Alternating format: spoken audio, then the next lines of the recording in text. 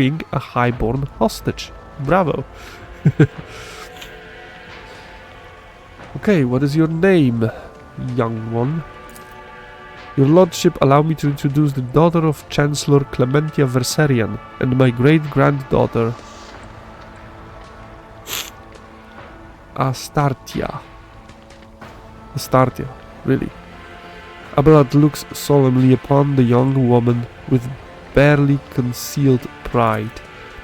I am delighted to witness you, your lordship. Astartia bows, keeping her observant and intelligent eye trained on you.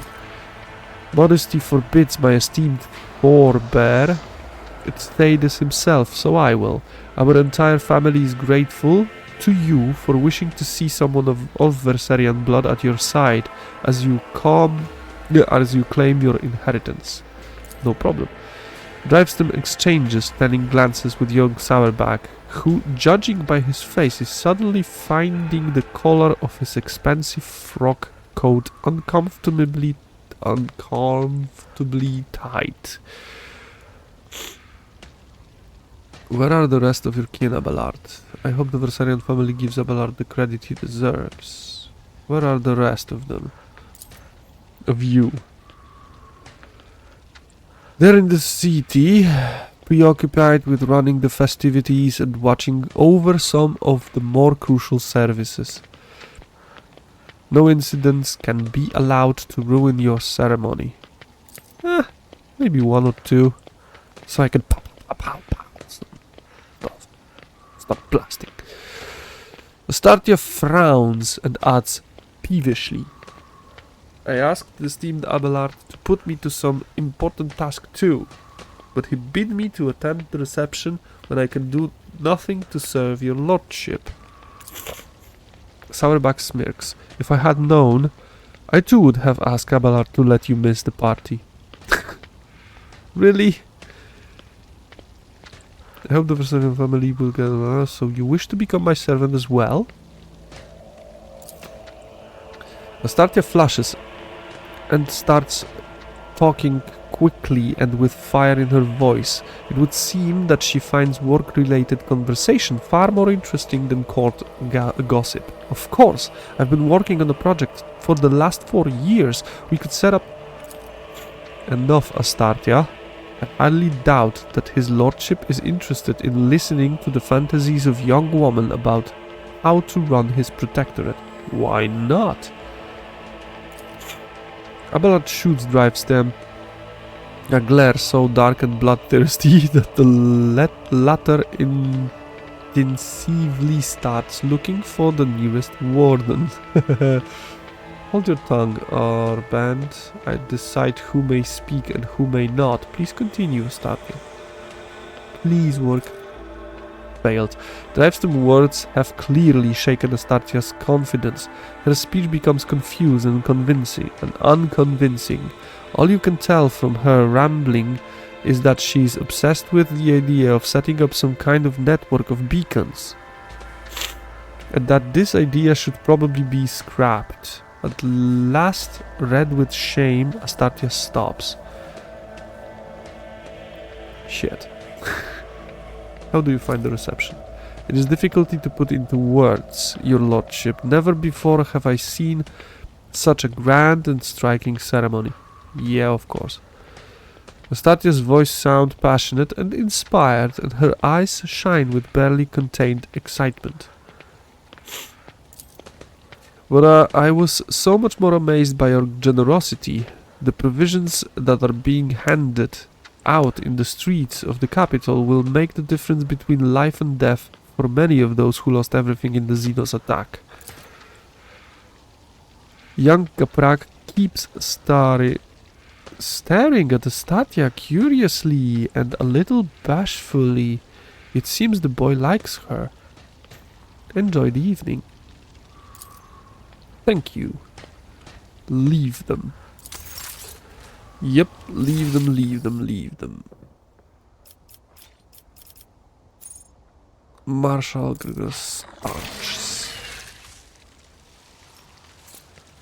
Strash. Person responsible for maintaining security during the ceremony has carried out something. You have Kabbalite warrior in here. Captive is angry mother. What was that? Oh! I succeeded! Great! Cool, cool, cool. And to whom I should speak now? Talk to the rogue traders Winterscale and Chorda. Throne room, palace von Valentius Dragonus. Throne room? So there. No, this is a palace. Where the hell am I? I'm outside, okay.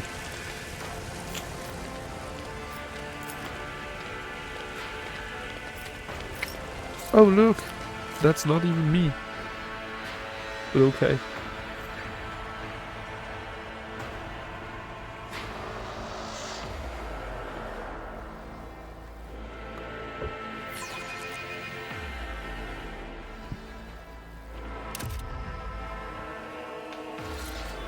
No, kid, no, please don't. Please don't wake up. Thank you.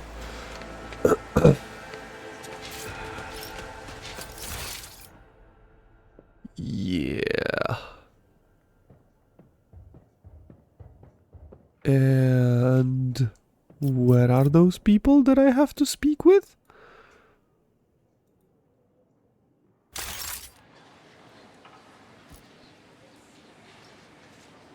Huh?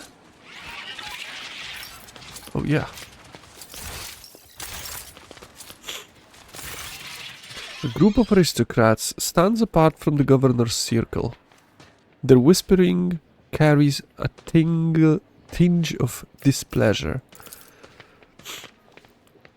Macarius Sourback, the clear leader of this gathering, is a gaunt, bilious-faced man dressed in Sourback colors. This must be Macarius himself, head of the house. He offers you a ceremonious bow. My congratulations, your lordship. May the Omnissiah grant you understanding. The woman with whom he is conversing, the one dressed in a robe with gear-shaped adornments, is Toriana Gaprak. It is difficult to read her face due to it being covered in numerous augmentations.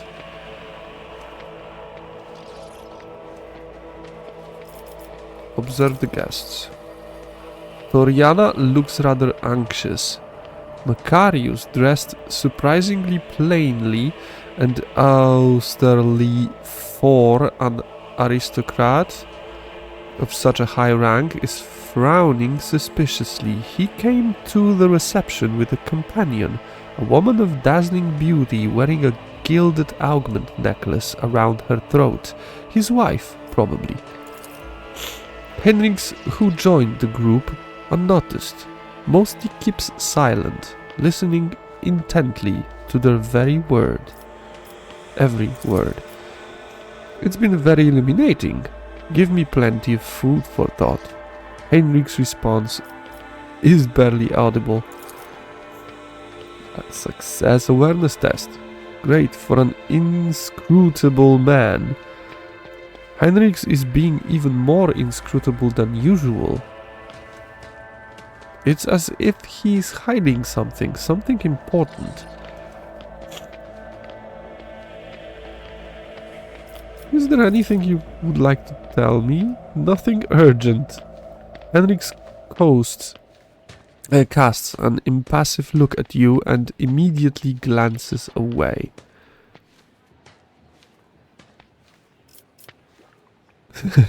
Even in leisure you never cease to be help.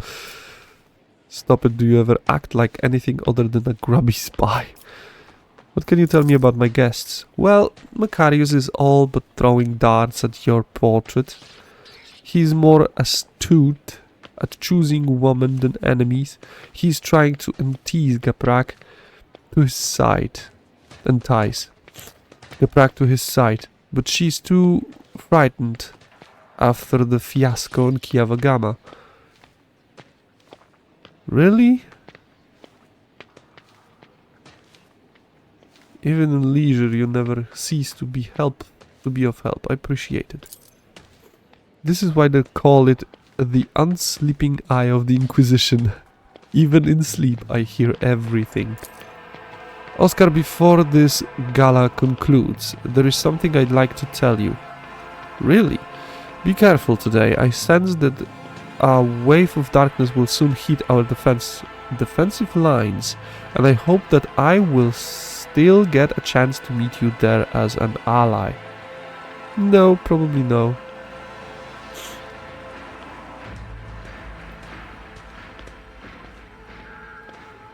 How are you these days, Toriana?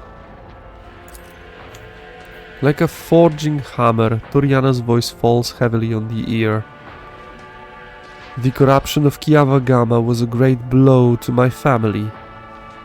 The contemptible Cubist Delphim betrayed our trust, desecrated the forged cathedrals, and took my esteemed cousin's life. On behalf of my family, I humbly beg you to forgive our negligence. I am ready to accept any punishment. Perception. Failed? At 95, unfortunately, her augmented face expresses a limited range of emotions, and her synthesized voice conceals lies too easily. Tell me more about your family. Megaprax originate from the Calyx sector, from the cluster of planets known as the Leth Worlds. We worked faithfully for the good of our masters there, the Adeptus Mechanicus, and through our service we gained a spark of the Omnissiah's knowledge. Then fate tied us through the bonds of fealty to the venerable von Valencia's dynasty, and we found ourselves in the Corona's expanse. Generation after generation we fulfilled our duty faultlessly until Kiava Gama destroyed and disgraced our name. Your part to heal the wounds inflicted on Kiava Gama and your house will be forgiven. It pleases me to see that our perspectives align. I too think that you are to blame for everything. Really, those two answers? Toriana raises her mechanical eyes to the ceiling. I swear on the Omnissiah's all-encompassing insight, we will make every effort to justify the cost of its resurrection. Macarius scoffs. It was only a year ago, and none could doubt House Gaprak's usefulness. Yet here you are, Toriana, on your knees, justifying the cost. Really, dude? Really? Macarius's face twists into an unpleasant smile, which makes the artificial skin on the left side all the more prominent. I am a servant of the von Valencia's dynasty. Had I not come, I would have committed an act of unacceptable insolence and damaged my family's honor. Macarius's wife offers you a charming smile, as if apologizing for her husband's vitriolic tone. Her large dark eyes are brimming with curiosity. What has so displeased you? Become the new master at arms on my ship. I wish to know more about House Sauerbach. I would like to become better acquainted with your wife. Yes, acquainted. What has so displeased you? Macarius says with caution. I am your dynasty's loyal servant, but you have asked, and I will answer. Too long has the Corona's expanse lived under the rule of rogue traders. The privileges granted to them make people think that commoners too can dismiss the prohibition of the Imperium. For the good of the sector, rogue traders must become paragons of the law, not exceptions to it. But do many warrant holders exhibit lawful conduct? No, they do not. Even you, your lordship, are the subjects of the strangest strangers of rumors. Yes, and you have just recently inherited your protectorate. Yes, Conrad Wogtvir's people, for instance, claim that you had a hand in the esteemed Theodora's demise and accuse you of many other misdeeds. Yes. For now, 100% true. It doesn't matter whether or not their claims are true, the people hear them, believe them, and think that they may follow your example.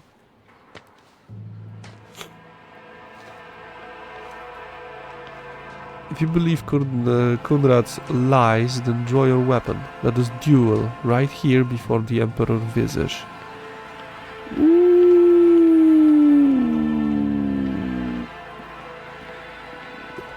Rogue traders are not renegades, vested with authority. We are the long arm of the Imperium, and I shall prove it to you. Your poor head, tormented with so many concerns. Would you like to have it removed from your shoulders? Yes, that would be... This is the... And in here, they're supposed to be heretical. There should be dogma, heretical, iconoclast. You speak of the sector's future with such confidence. Could it be that you want this power for yourself, that you simply envy rogue traders? Judging by the chuckles among the nobles, your words have found their mark. Macarius blushes in humiliation. Not in the slightest, your lordship. I am content with my role as a servant. Doriana looks away tactfully, so as not to see her associate being disgraced. Your cousin Yocasta became the new master at arms. I am pleased to hear it. Nothing in Macarius's face shows that he is glad for his cousin. I always worried that her character would cause our house a great deal of grief, and yet in the end the noble Sourback blood was stronger than any personal shortcomings. Yeah, he failed me multiple times. I have faith that Yocasta will prove herself acquaintedly. He forces a faint smile. I wish to know more how... I don't know. I don't want to know anything about this house. Become better acquainted with your wife.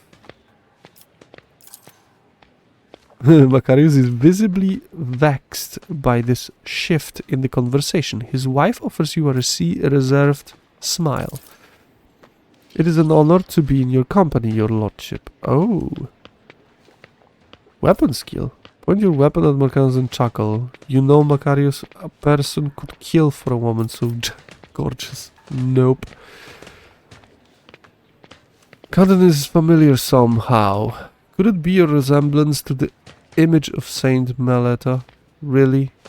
It is my pleasure. Macarius is lucky to have such a beautiful wife, perhaps more so than you are to have him. I shan't continue to test Macarius' loyalty by speaking with his beautiful wife any longer. Has succeeded. You flatter me, your lordship, but I cannot say that it is not to my liking. Regina gives you a charming smile. Meanwhile, Doriana and Macarius are watching the conversation unfold, not quite believing their eyes and ears. No. I am glad to know that you think highly of my beauty. Regina blushes slightly. Macarius, his face a deep red, is only too ready to change the subject. I see. Bows his head without too much reverence. Leaf silently. Any other? Winterscale and Chorda. J. Aristocrats. Okay, where are you?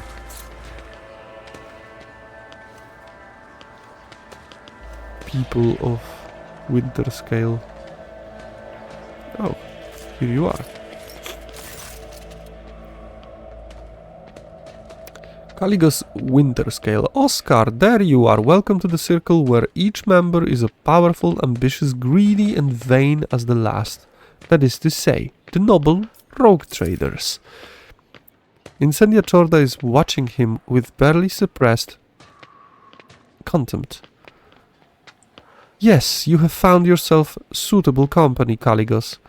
At the very last. Now you can enjoy idle diversions, boast about your power, and indulge in profane pestiness with one who is your equal, rather than a member of the lower classes. Observe the rogue traders.